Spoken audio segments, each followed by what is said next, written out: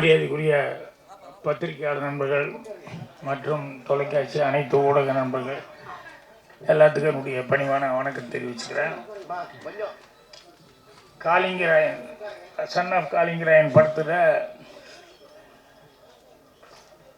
என்னுடைய நல்ல நண்பரும் நல்ல இயக்குனருமான பாரதி மோகன், அவர் என்னுடைய இன்னொரு நல்ல நண்பர், ரொம்ப சீனியரான ஒருத்தர், சண்முக சுந்தரத்துக்கிட்ட வேலை பார்த்தவர் அப்படின்னு சொல்லி இங்கே கேள்விப்படும்போது ரொம்ப சந்தோஷமாக இருந்தது. ஏன்னா அவர் தமிழ், தெலுங்கு, ஹிந்தின்னு சொல்லி எல்லா இண்டஸ்ட்ரி பூரா வேலை பார்த்தவர்.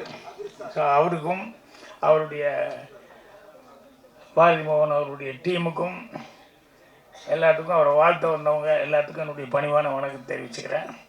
அதே மாதிரி இங்கே எதிர்பாராத விதமாக வந்த உடனேயுமே மரியாதைக்குரிய திரு கருணாகரன் அவர்களுக்கு இன்றைக்கி பிறந்தநாள் அப்படின்னு சொல்லிட்டு அதுவும் கொண்டாடுறது ஒரு வாய்ப்பு கிடைச்சது. அப்புறம் நேற்று உதயகுமாருக்கு சொல்லிட்டேன், பேரரசு எல்லாம் புதுசாக தேர்ந்தெடுத்து வந்தவங்க நம்ம இயக்குனர் சங்கத்துக்கு ராஜகுமாரன் எல்லாமே வந்திருக்காங்க. அவங்க எல்லாத்துக்கும் என்னுடைய வாழ்த்துக்களை தெரிவிச்சுக்கிறேன். பாரதி மோகன் அவர்கள் எவ்வளோ சிரமப்பட்டு படங்கள் ரொம்ப நாளைக்கு அப்புறம் இந்த படத்தை பண்ணியிருக்காரு. ஏற்கனவே அவர் இந்த படம் பண்ண அனுபவம் இருக்குது. இருந்தாலும் இந்த படத்தில் கொஞ்சம் நிறைய சிரமங்களை மேற்கொண்டு அதை ரொம்ப சிரமப்பட்டு நிறைய பேர்த்தினுடைய உதவியோட அந்த படத்தை நல்லபடியாக முடிச்சிருக்காரு. இதில்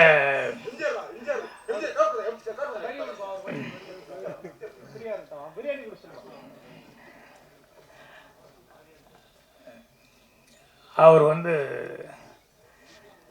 பாரதி மோகன் நிறைய வேலைகள் இதில் படத்தில் செஞ்சுருக்காரு. கதைவசன் டைரக்ஷன் மட்டும் இல்லாமல் அவர் மியூசிக்ங்கிறது புதுசாக ஒன்று பண்ணியிருக்காரு. அந்த மியூசிக் என்கிட்ட ஒரு பாட்டே பாடி காமிச்சார், ஒரு மெலடி பாட்டே. அங்கே நான் ஏதோ கம்போசிங்கில் உட்காந்துருந்தேன். அப்புறம் இந்த ரிதம் பிளேயர் கூப்பிட்டுக்கிட்டு கொஞ்சம் ரிதம் இதுக்கு பண்ணுங்க, நான் பாடி காமிக்கிறேன் அப்படின்னு சொல்லிட்டு எனக்கு பாட்டு பாடி காமிச்சார். அதாவது அவருக்கு அதில் நல்ல ஞானம் இருக்குது அப்படிங்கிறத, இசை ஞானம் இருக்குது அப்படிங்கிறத அதில் தெரிஞ்சுக்கிட்டேன். அதனால் அவரே சுயமாக எல்லாமே பண்ணியிருக்காரு. அப்புறம் நம்ம கோயம்புத்தூர் சேர்ந்தவங்க நிறைய பேர் நடிச்சிருக்காங்க படத்தில் அப்படின்னு சொல்லி அதுவும் உன்னியெல்லாம் ஃபோன் பண்ணாப்புல, இந்த மாதிரி நிறைய பேர் கோயம்புத்தூருக்கு சேர்ந்தவங்களாம் நடிச்சிருக்காங்க. ஸோ படத்தில் வேலை பார்த்த டெக்னீஷியன்ஸு, நடிகர் எல்லாத்துக்கும் என்னுடைய அட்வான்ஸாக என்னுடைய வாழ்த்துக்கள் தெரிவிச்சுக்கிறேன். உதயகுமார் அவர்கள் பேசிட்டு போகும்போது அவர் 2 விஷயம் சொல்லிக்கிட்டு இருந்தார். என்னென்னா, இங்கே பாரதி மோகன் ஆன்மீகவாதியும் கூப்பிட்ருக்காரு, அதே நேரத்தில் கட்சியில் இருக்கிறவங்க எல்லாத்தையும் கூப்பிட்ருக்காரு, இதுக்கு ஆப்போசிட்டான கட்சியில் இருக்கிறவங்களை கூப்பிட்டு போயிருக்காரு அப்படின்னு காசி முத்துமாணிக்கு அதுக்கு விளக்கம் வேறு சொல்லிட்டு போயிட்டார். டிஎம்கே அப்படியெல்லாம் சாமிக்கெல்லாம் ஆப்போசிட் இல்லை, ஆசாமிகளுக்கு தான் ஆப்போசிட் அப்படின்னு சொல்லிட்டு.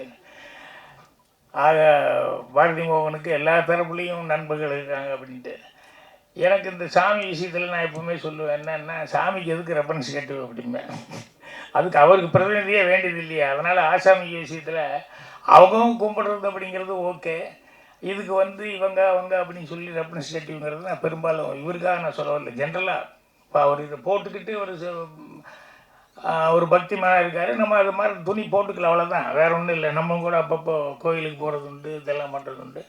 ஆனால் சாமியவே நம்பிட்டு இருக்கிறதில்ல, சாமியும் நம்புவோம், அவ்வளோதான், வேறு ஒன்றும் கிடையாது. அந்த மாதிரி அவர் பேசும்போது இந்த படத்தை பற்றி ஒரு வார்த்தை பேசினார். அவர் என்னென்னா, இந்த மலைவாழ் மக்கள் சம்மந்தப்பட்டது, அது கொஞ்சம் ரிமோட்டாக இருக்கிறவங்க, இன்னும் பெரிய நாகரிகம் அப்படின்னு சொல்லிட்டு அது சம்மந்தப்பட்டதாக ஒரு கதை. நீங்கள் பாரதி மோகன் அதான் மலைவாழ் மக்களை பற்றி சொல்லி ஆமாம் அதை பற்றி சொல்கிறேன் அப்படின்னாங்க. அது ரொம்ப அட்வான்ஸாக இருக்கிற கல்ச்சர் அப்படின்னு சொல்லும்போது எல்லாருமே இங்கிலீஷ் கல்ச்சரை தான் சொல்லுவாங்க. அங்கே முதல்ல ஒருத்தருக்கு பார்த்ததுக்கப்புறம் டேட்டிங்னு சொல்லுவாங்க. டேட்டிங்க்கு அப்புறம் அதுக்கப்புறமா லிவிங் டுகெதர், இப்படி ஒவ்வொன்றா தான் அதுக்கப்புறம் கல்யாணம் அப்படிங்கிற லெவலில் போகும் அப்படின்னு சொல்லிட்டு அந்த கல்ச்சர் அவங்களுடைய கல்ச்சர் அவ்வளோ அட்வான்ஸ் அப்படிம்பாங்க. இப்போ இந்த மலைவாழ் மக்கள் அப்படின்னு சொன்ன உடனேயுமே இவங்க எல்லாத்தையும் தாண்டின ஒரு அட்வான்ஸ் இதில் வந்து மலைவாழ் மக்கள் சில பேர் இருக்காங்க, அதை நான் கேள்விப்பட்டிருக்கேன்.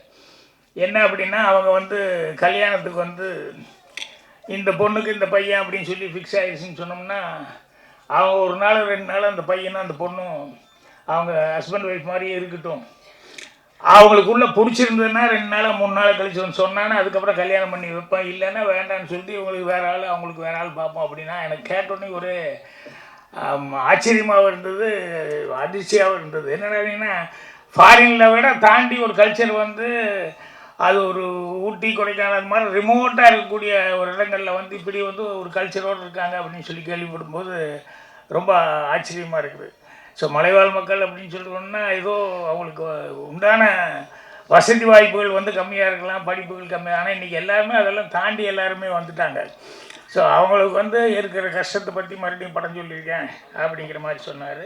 நான் காளிங்கராயன் அப்படின்னு சொன்னோன்னுமே நமக்கு ராஜகுமாரன் சொன்ன மாதிரி எங்களுக்கு நாங்கள் நினைக்காத நாளே இல்லை அப்படின்னு சொல்லுவார் இல்லையா, அந்த மாதிரி அந்த பக்கத்தில் வந்து வெள்ளைக்காரங்க இருக்கிற காலத்துலேருந்து அவங்களுக்கு ஆப்போசிட்டாக இருந்தவங்க இருக்காங்க.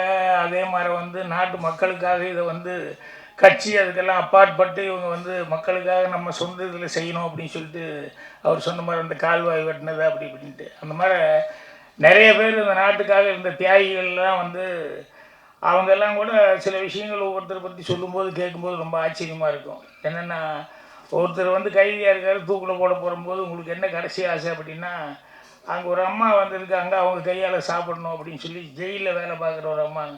இல்லைங்க, அவங்க இந்த இதெல்லாம் க்ளீன் பண்ணுறவங்க, பாத்ரூமு ரொம்ப தாழ்த்தப்பட்டது, அவங்க கையால் சாப்பிட்ணுமா?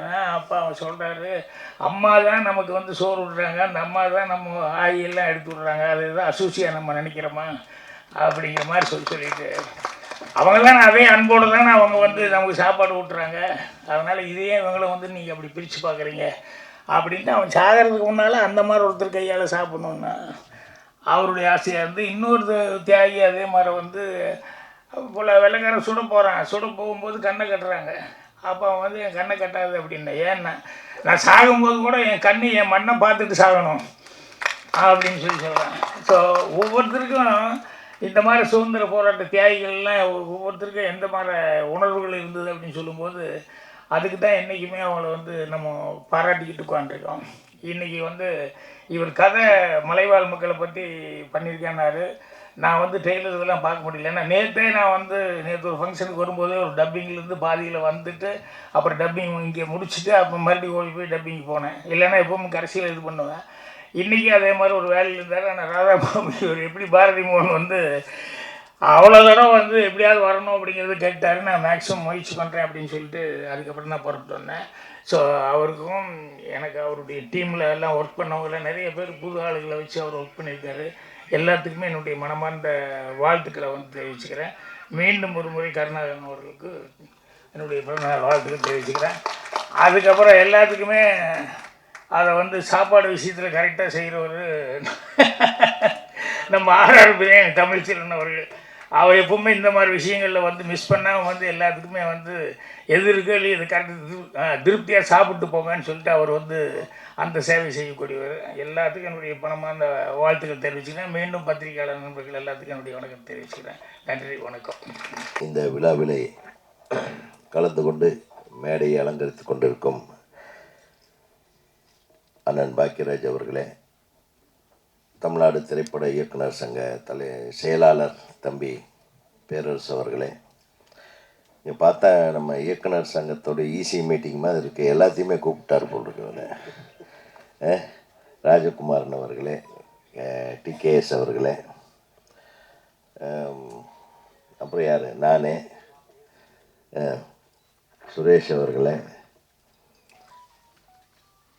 அனைத்து பத்திரிகை ஊடக நண்பர்களே, இந்த விழாவை வாழ்த்து வந்திருக்கும் பெரியோர்களே, அன்பு சகோதர சகோதரிகளே, பாரதி மோகன் வந்து இவ்வளோ பெரிய கூட்டத்தை சேர்த்துவார்னு நான் எதிர்பார்க்கவே இல்லை. இதே கூட்டம் தேட்டருக்கு போச்சுன்னா காளிங்கராயன் பெரிய சூப்பர் ஹிட் ஆகிடும். அது அவர் திமுகவில் இருந்தாலும், திமுக தானேப்பா, பக்கத்தில் ஒரு ஆன்மீக சாமிஜியையும் வச்சுருக்காரு. ஒரு வித்தியாசமான ஒரு கேரக்டர்ன்றதை காட்டிட்டார். நிச்சயம் வந்து இது ஒன்று கை கொடுக்கலனாலும் இன்னொன்று கை கொடுத்துரும். அப்புறம் சாமிஜியும் சொன்னாங்க, அவரும் நம்ம கி வீரமணி ஐயாவும் நெருக்கமான நண்பர்கள்னு. இது ஒரு நல்ல விஷயமா தெரியுது. ஏன்னா தமிழ்நாட்டுக்கு இறை நம்பிக்கை உள்ளவர்கள், இறை நம்பிக்கை இல்லாதவர்கள் அப்படின்னு தான் பிரிக்க முடியுமே தவிர, அந்த 2 பேரும் நண்பர்களாக இருக்கக்கூடாதுன்னு யாரும் சொல்லலை. ஸோ அந்த மனிதநேயத்தை சமன் செய்து கொண்டிருக்கும் பெரியவர்கள் எல்லாம் அமைந்திருக்கும் இந்த மேடையில் ஹீரோயின், ஹீரோ எல்லாரையும் கொண்டாந்து சேர்த்தது ஒரு பெரிய விஷயம். படத்தை பார்த்தேன், ட்ரெய்லரு, சாங்கெல்லாம் போட்டு கலக்கியிருக்காரு. திருப்ப திருப்ப போட்டு நம்மளை பார்க்க வச்சு அப்படியே இங்கேயே சூப்பர் ஹிட் பண்ணிடலான்ற முடிவோடு ஒரு எடுத்த முயற்சிகளுக்கு எனது வாழ்த்துக்கள். இது வந்து அந்த ஆதிவாசி கிராமங்களில் நடக்கக்கூடிய வன்முறைகள், பெண் கொடுமை இல்லையா, பெண் வன்கொடுமை, அது போன்ற பாலியல் பலாத்காரங்கள், அது உள்ள அரசு அவர்களுக்கு கொடுத்த நிலத்தை அடுத்த நாட்டையே போடுவது, இந்த மாதிரி ஒரு விஷயங்களை வைத்து இது பண்ணியிருக்கிறது நல்லாவே தெரியுது. இது இன்னைக்கு நேரத்தில் எப்போ நம்ம சுதந்திரம் வாங்கினோமோ அந்த காலத்திலிருந்தே ஆதிவாசிகளுக்கும் ஆதி திராவிடர்களுக்கும் மலைவாழ் மக்களுக்கும் வந்து அரசு வந்து செய்த நிறைய நற்பணி விஷயங்கள் என்னென்னா, அவங்களுக்கு உண்டான ஒரு நிலத்தை கொடுத்து அவங்களுக்கு வாழ்வாதாரத்தை காப்பாற்றுவதற்காக செய்த விஷயங்களை எல்லாம் அரசியலிலே கோலோச்சி கொண்டு முன்னணியிலே இருப்பவர்கள் எல்லாம் தங்களுடைய பவர் என்று சொல்வார்களே, அந்த பவரை யூஸ் பண்ணி அந்த மக்களை நசுக்கி அவர்களுடைய உடைமைகளை எடுத்துக்கொள்வது, அவர்களுடைய சொத்துக்களை விழுங்கிக் கொள்வது, கடன் கொடுத்து வட்டிக்காக அதை வந்து தங்கள் பெயரிலே மாற்றிக்கொள்வது போன்ற கொடுமைகள் அன்று முதல் இன்று வரை நடந்து கொண்டு தான் இருக்கிறது. சரி, இது வந்து அது வந்து ஒரு அரசியல் களத்தில் பேச வேண்டிய ஒரு விஷயம். அதை வந்து இவர் பேசியிருக்காரு. அது வந்து ஆன்மீகத்தின் மூலமாக இதை வந்து சரி செய்கிறாரா, இல்லை அரசியல் ரீதியாக சரி செய்கிறாரா இந்த கதையில் அப்படின்றது முழு படத்தையும் பார்த்தா தான் தெரியும். ஆக ஒரு பெரும் முயற்சிக்கு நடுவில், பெரிய போராட்டத்துக்கு பின்னால் இந்த காளிங்கராயன் திரைப்படத்தை உருவாக்கி இருப்பதாக சாமிஜி அவர்கள் கூட சொன்னார்கள். அவருடைய அருளாசியோட இந்த படம் வந்து நிறைவு பெற்றிருக்கிறது. அது அண்ணன் கருணாகரன் அவர்களுடைய பிறந்த நாளுக்கு இது ஒரு சிறப்பு சேர்க்கும் விழாவாக இது அமைந்திருப்பது மிக சந்தோஷத்துக்குரிய விஷயம். ஏன்னா அவருக்கு உண்டான நட்பு ரீதியாக உங்கள் பிறந்த நாள்லேயே நான் வந்து இந்த ஆடியோ ரிலீஸை வச்சுக்கிறேன்னு தம்பி வந்து அவர் சொன்னது வந்து பெரிய விஷயம். அது பாரதி மோகனுடைய ஒரு அன்பையும் அவர் வந்து அடுத்தவர்கள் மீது வைத்திருக்கிற மரியாதையும் காட்டுகிறது. இந்த உலகத்தில் ஒன்றே ஒரு விஷயம், நம்ம எதனாலையும் வெல்ல முடியாத ஒரு விஷயத்தை அன்பால் மட்டுமே வெல்ல முடியும். அந்த அன்பு என்கிறதை நம்ம தெய்வமாக வழிபடுவோம். நீங்கள் ஆண்டவனை கும்பிடாதவங்களுக்கு கூட சொல்கிறேன், அன்பை விட உயர்ந்த விஷயம் இந்த உலகத்தில் எதுவுமே கிடையாது. அன்பாக இருந்தாலே போதும், அன்ன போஸ்டாக நீங்கள் எல்லா இடத்துலையும் ஜெயிக்கலாம். அன்பை காட்டுங்க, அன்பின் வழி நடப்போம், காளிங்கராயனை பார்ப்போம். இந்த படத்துக்கு மிகப்பெரிய வெற்றியை தேடித்தர எனது பத்திரிகை நண்பர்களும் ஊடக நண்பர்களும் இதற்கு உதவி செய்ய வேண்டும். ஏன்னா ஒரு மிகச்சிறந்த மனிதர் பாரதி மோகன். அவர் வந்து ரொம்ப யதார்த்தமான ஆள், மனசில் இருக்கிறத டப்புன்னு பேசிடுவார், தப்போ ரைட்டோ, ஆனால் உண்மையான ஆள். அவர் ஜெயிக்கணும்னு சொல்லி இந்த படத்தில் வந்து பணியாற்ற இசை யார்? நீங்கள் தானே? எங்கேயா பிடிச்ச இந்த டியூன் எல்லாம்? நீங்களே வேறு பாடியிருக்கீங்களா?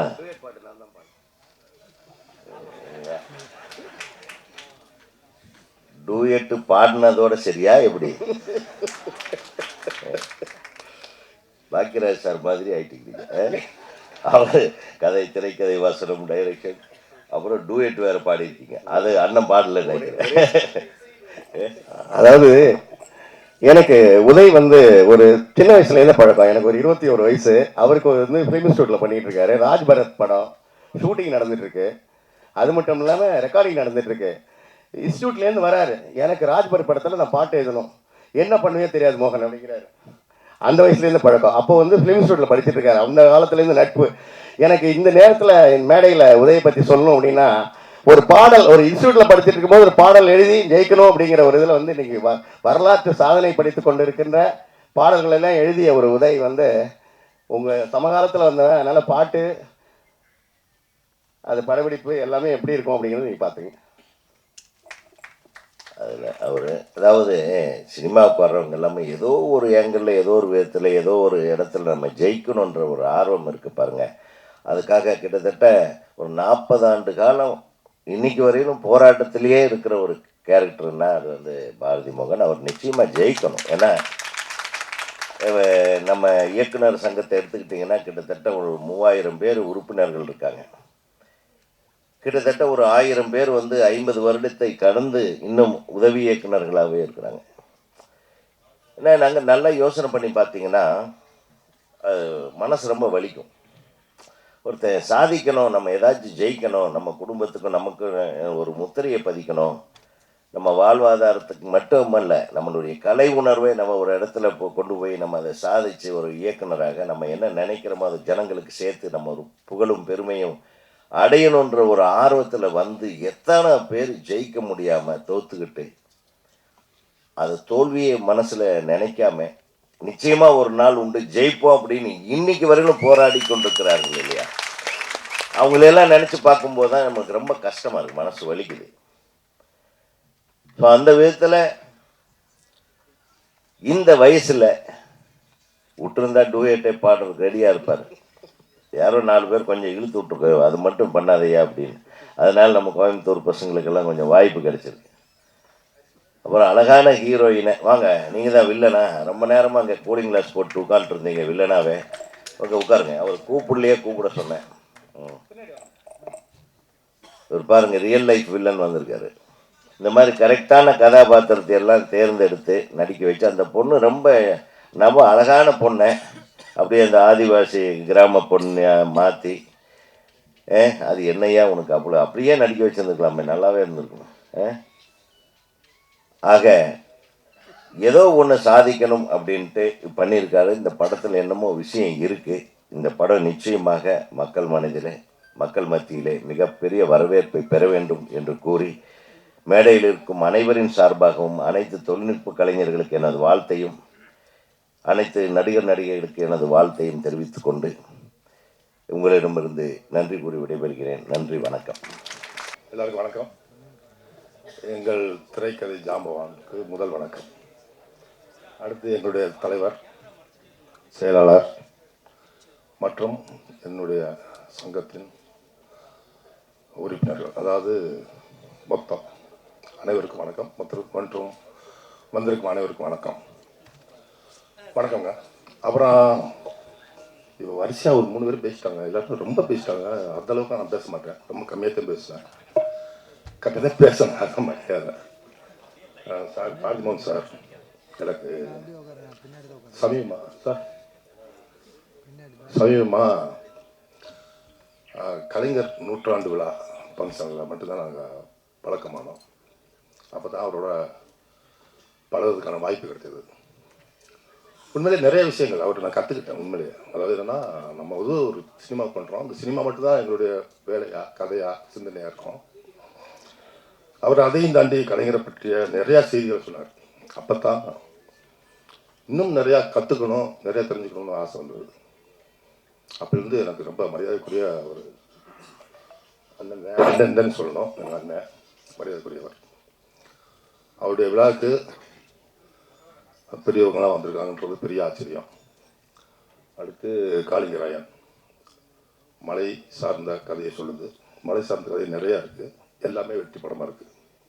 அப்படி வெற்றி படம் மற்ற இது இருக்கும், அது நம்பிக்கை இருக்குது. இதில் பெரிய சந்தோஷம் என்னென்னா, இந்த படத்தில் நடித்த ஒரு சின்ன சின்ன கேரக்டர் கூட வரவழைச்சது பெரிய சந்தோஷம். எப்பயுமே இசை வெளியீட்டுகளால் அவ்வளோ பேர்லாம் வரமாட்டாங்க. ஒரு முக்கியமான நடிகர்கள், முக்கியமான ஹீரோ ஹீரோயினி அப்படி தான் கூப்பிடுவாங்க. இங்கே எல்லாருமே கூப்பிட்டு சிறப்பிச்சது முதல்ல அவருடைய மனசும் அவருடைய நம்பிக்கை, இந்த படத்தில் இருக்க நம்பிக்கையும் தெரியுது. கண்டிப்பாக அந்த படம் மிகப்பெரிய வெற்றி படமாக மாறணும். இங்கே வந்திருக்க இந்த படத்தில் நிறைய பேர் நடிக்க வச்சிருக்காரு. இவங்க கூட ஒரு 10 பேர் கூட்டத்தால தேட்டர் பெருசாகிடும். கண்டிப்பாக கூட்டுருவீங்க. 10 மாறும். கண்டிப்பாக ஒரு வெற்றி படமாக மாறுன்ற நம்பிக்கை இருக்குது. நன்றி, வணக்கம். அடுத்ததாக தமிழ் திரைப்பட தயாரிப்பாளர் சங்கத்தின் செயற்குழு உறுப்பினர் டாக்டர் கே கருணாகரன் அவர்கள் இன்னைக்கு அவருக்கு பிறந்தநாள். அவருக்கு தமிழ் திரைப்பட தயாரிப்பாளர் சங்கத்தின் இணைச் செயலாளர் சவுந்தரபாண்டியன் அவர்கள் மரியாதை செய்வார்.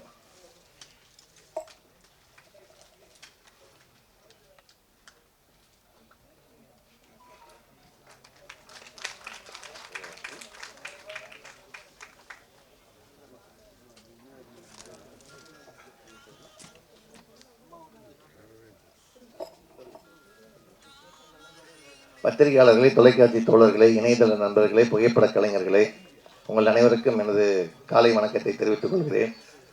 மேடையில் அமர்ந்துள்ள தென்னிந்திய திரைப்பட எழுத்தாளர் சங்கத்தின் தலைவர் கே பாக்கியராஜ் அவர்களே, தமிழ்நாடு திரைப்பட இயக்குநர் சங்கத்தின் தலைவர் ஆர்.வி. உதயகுமார் அவர்களே, தமிழ்நாடு திரைப்பட இயக்குநர் சங்கத்தின் செயலாளர் பேரரசு அவர்களே, மற்றும் இயக்குநர்கள் சுரேஷ், அப்புறம் நம்ம கதிர் அவர்களே, சண்முக சுந்தரம் அவர்களே, அனைவருக்கும் எனது வணக்கத்தை தெரிவித்துக் கொள்கிறேன். பாரதி மோகன் சிறந்த உழைப்பாளி, கடுமையான போராளிலாம் பேசியிருந்தாங்க. நான் அசிஸ்டண்டாக இருக்கிற காலத்துலேருந்தே அவரை பார்த்துட்ருக்கிறேன். இன்றைக்கி அவரே என்னை கூப்பிட்டு பாராட்டி பேச கூப்பிட்டுருக்கிறாருன்னு அது எனக்கு கிடைச்ச பாக்கியமாக நினைக்கிறேன் நான். ஸோ அதே மாதிரி இன்றைக்கி பிறந்தநாள் கொண்டாடும் கருணாகரன் சார் நிறைய பேருக்கு வெளியில் தெரியாத அளவுக்கு அவர் அதாவது வலதுகை செய்கிறத இடதுகை அறியாதும்பாங்களே, அது மாதிரி உதவி பண்ணிகிட்டு இருக்கிறாரு. அவருக்கு இந்த நேரத்தில் பாராட்ட தெரிவிச்சுக்கிறேன். முதல்ல நம்ம சுமையா எல்லாரையும் விஐபிலாம் கூப்பிட்டு உட்கார வைக்கும்போது பார்த்தா ஃப்ரண்ட் ரோ ஃபுல்லாக ஜென்ஸாகவே இருந்தாங்க. அப்போ நான் சொல்லிட்டு இருந்தேன் உதயகுமார் சார்ட்ட, என்ன சார் இந்த ஃபோட்டோ எடுத்தாலும் எதுலேயுமே வராது, எல்லாருமே ஆம்பளைங்கள உட்காந்துருக்குறோம் அப்படின்னு. அப்புறம் என்னமோ நினச்சேன், கொஞ்சம் நேரம் கழித்து படத்தில் நடித்த லேடிஸ்லாம் கூப்பிட்டு பின்னாடி உட்கார வச்சிட்டாங்க. பாவம் அவங்களும் ஃபோட்டோவில் இடம்பெறல. அட்லீஸ்ட் அந்த ஆடியோ ரிலீஸ் பண்ணும் போதாவது லேடிஸ் முன்னாடி நிறுத்தி கொஞ்சம் ஃபோட்டோ எடுங்க. ஏன்னா ரிசர்வ் பேங்க்கு நோட்டில் ரூபா நோட்டில்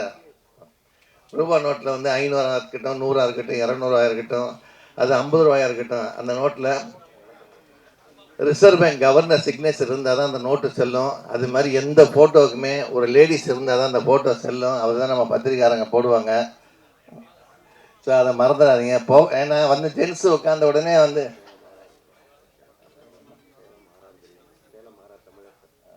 சேலம் ஆர்ஆர் பிரியாணி ஹோட்டலின் உரிமையாளர் தமிழரசன் அவர்களை, ஆமாம், எல்லாருக்கும் பிரியாணி ரெடி பண்ணிட்டார் அவர். ஸோ இன்றைக்கி எல்லோரும் சாப்பிட்டு தான் போகணும். ஏன்னா உணவு உபசரிக்கிறதுல அவருக்கு ஈடுன்னு யாருமே கிடையாது. இந்த படத்தோட சாங்கும் நம்ம இந்த ட்ரெய்லரும் பார்த்தோம். ஸோ அதாவது அவரோட உழைப்பு அதில் தெரியுது ஒவ்வொரு ஃப்ரேம்லேயும், பாரதி மோகன் சார்து.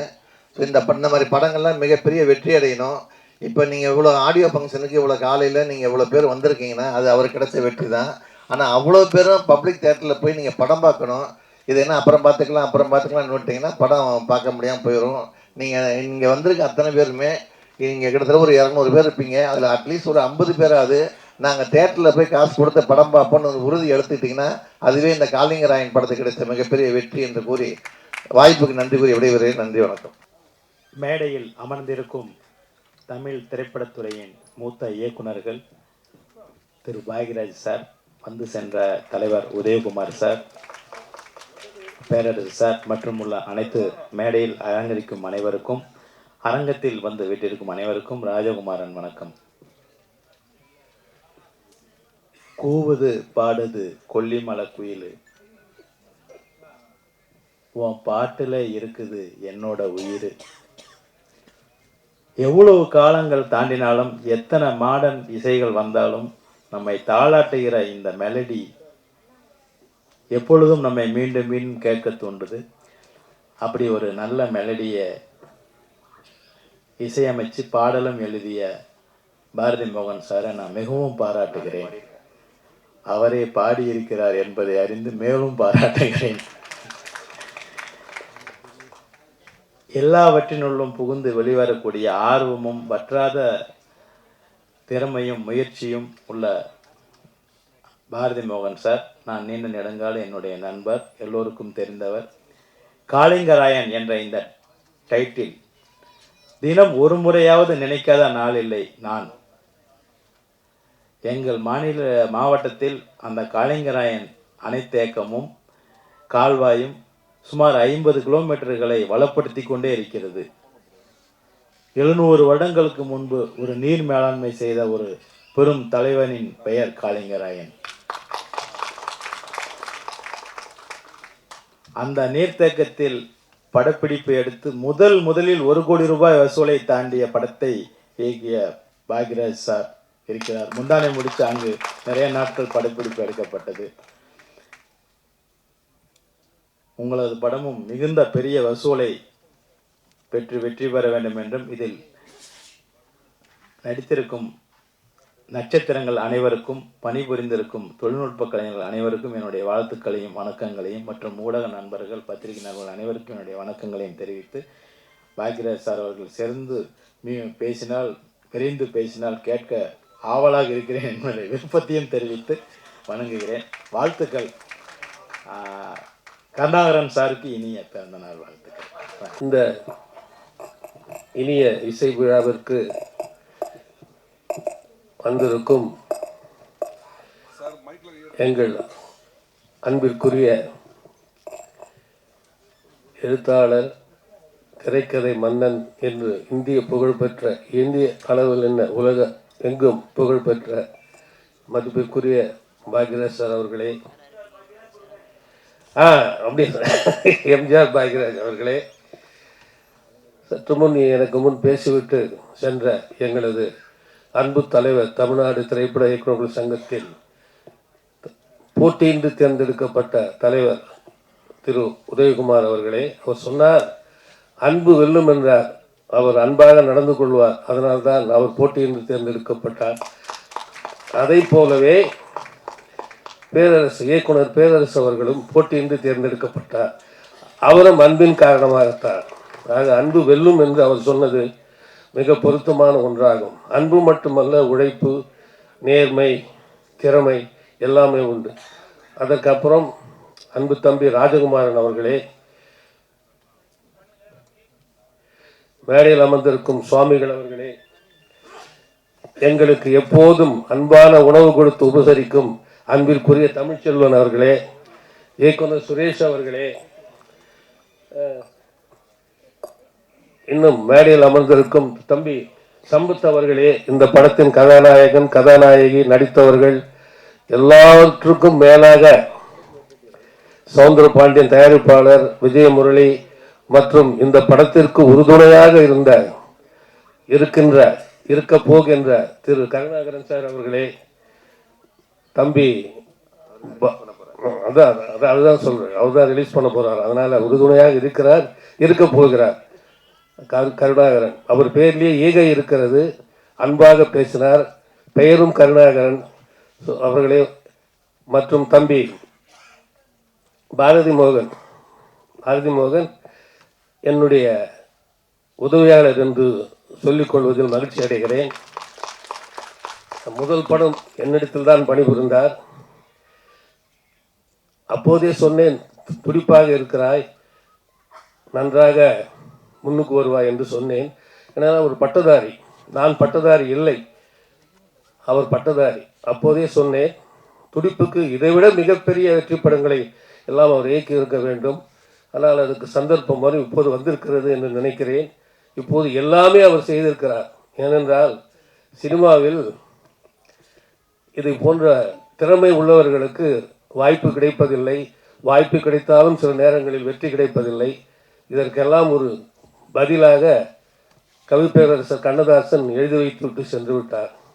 புத்தியுள்ள மனிதரெல்லாம் வெற்றி காண்பதில்லை, வெற்றி பெற்ற மனிதரெல்லாம் புத்திசாலி இல்லை என்றார்.